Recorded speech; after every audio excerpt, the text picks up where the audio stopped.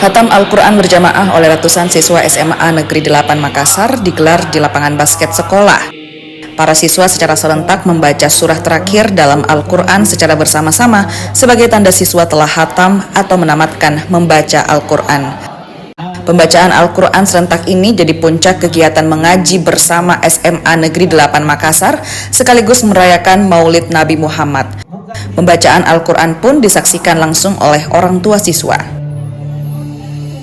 Itu kami rangkaikan dengan khatam bersama Al-Quran 30 juz sebagai hasil atau bibit dari literasi yang kami tanamkan selama ini, di mana setiap hari sebelum masuk ke kelas kami membaca kitab suci Al-Quran selama 15 menit.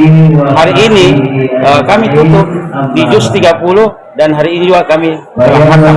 Itu diajak datang sendiri atau diarahkan sama gurunya? Diarahkan sama gurunya.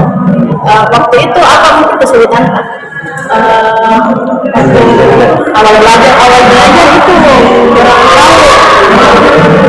Pendeknya, iya, sama agak masih tersendat-sendat. Berapa lama belajar sekarang? Sudah berapa lama? Dari kelas 1, 2 sampai 3.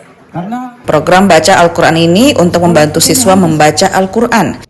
Selain itu, kegiatan ini juga untuk mengurangi ketergantungan siswa pada gawai dan media sosial. Nila Rustam, Kompas TV Makassar, Sulawesi Selatan.